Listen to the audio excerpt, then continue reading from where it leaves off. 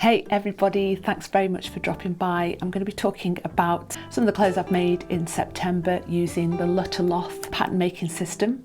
A little bit about me and my sewing credentials before I get into that. I've been sewing since I was 8 years old. I had an older sister, so a lot of my clothes were handed down to me, and I think that made me one of those children who just wanted to create things and make things that were a little bit more individual. My mum would give me her scraps of fabric and I'd make clothes for my dolls all the time.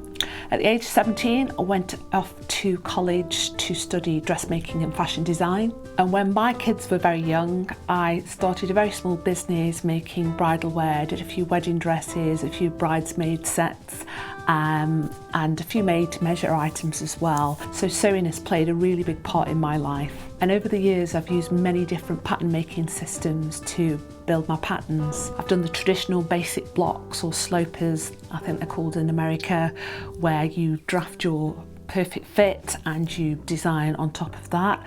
I've got the complete Martin Shobin pattern drafts that are graded in all sizes and you can make patterns from those.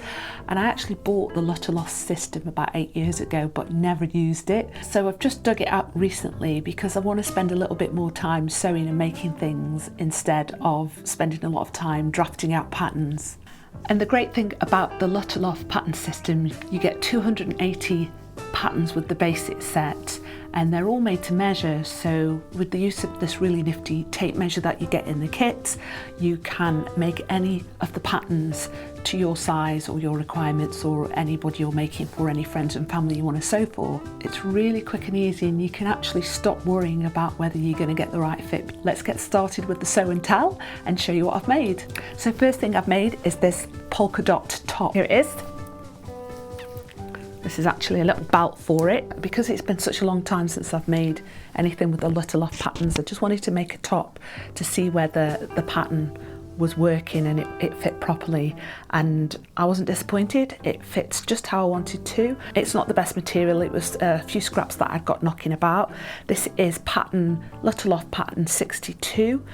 And when I made it up, I was initially just making it to see what it fit like, but when it just came together, I just decided I'm going to make it into a proper top. I'm going to finish it off, and I put this pop of fluorescent yellow, green, I don't know which colour you'd say, by cutting up an old top that I didn't use anymore and making this belt and trimming the neckline with the fluorescent colour as well.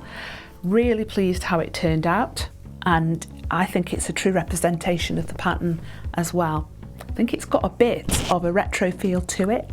I could see somebody who's wearing sort of a 50s style or a vintage style wearing this. And actually polka dots are on trend and in the shops at the moment, so I'm going to be getting a few wears out of that. So going on to number 2, I made this top. It's actually the same pattern. The paper pattern actually did have darts in the waist, but I just wanted a bit more of a baggy feel so I could wear a belt with them. And I wore this to sing at a gig. It was an outdoor gig and I just needed something that was going to catch the lights. So I teamed this with a black vest and some black trousers and boots, and it was quite a good showstopper. So that's garment number 2. Next I went on to make a skirt, a really simple one. So yeah, this is just a typical short mini skirt. It's stretchy.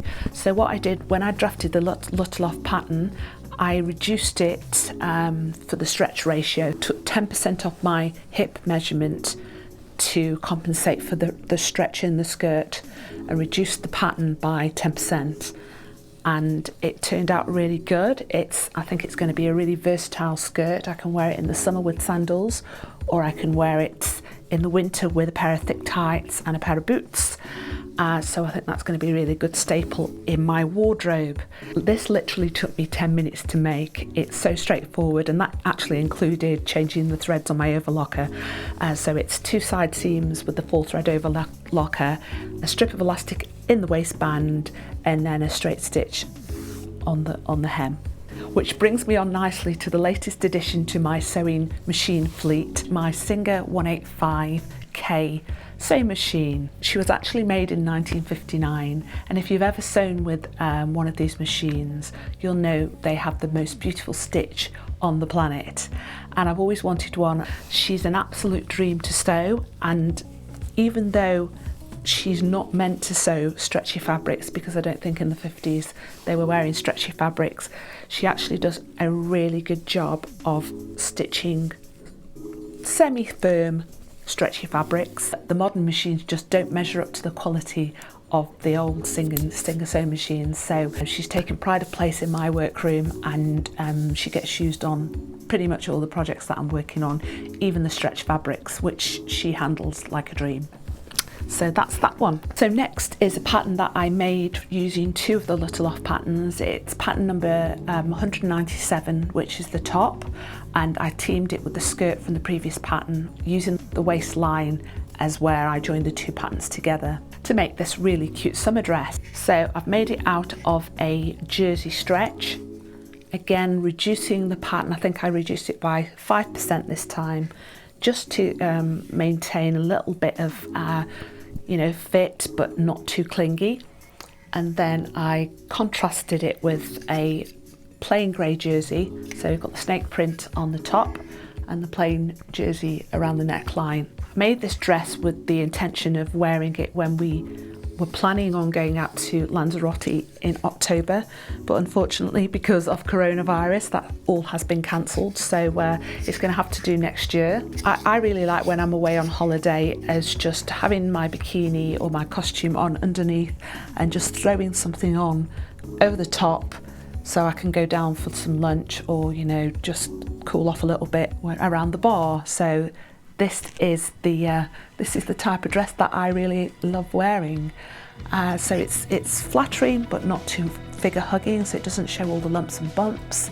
This top wasn't that easy to put together, so one of the downsides of the Lutterloh patterns is you don't get any instructions on how to construct the garments.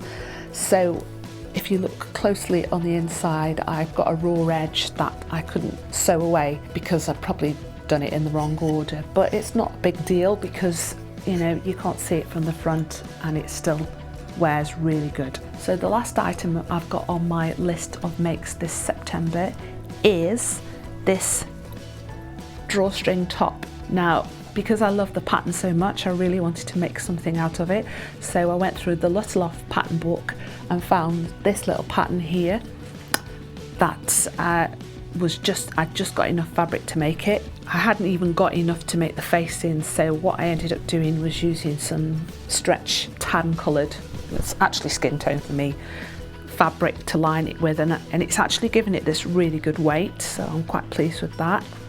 So it's drawstring, and I probably wear this with a strapless bra or a bandeau bikini top, and it'd look great with some shorts or a skirt. So really pleased with that. I think one of the downsides of sewing it was because my lining was a different colour, I was changing the thread all the time, so the pale cotton didn't show on the darker lining. I got a bit fed up of doing that, to be honest with you. So as you can see there, the overlocking threads are the same colour as the top fabric. That pretty much sums up what I've been up to. Hope you like what I've made, hope you like how I've fashioned them and what I've teamed them up with. So summing up the Lutterloh patterns, I think they are great because you can really guarantee the fit. The downsides with the Lutterloh patterns is there are no instructions for sewing some of the patterns together. A lot of them you can work out just by looking at them, but some of the more intricate ones, like that one, you can't quite see immediately how you're meant to put them together. That's the only downside, but my intention is to start making a few more videos, do some tutorials on how I've been putting the patterns together, so hopefully help everybody as well out there who are using the Lutterloh patterns. I really do hope you've enjoyed this video. Please like and subscribe for more videos, and comment on what you'd like to see me make and if you've got any experience of using the Lutterloh patterns. I hope to see you again very soon on my next video. Thanks so much for watching.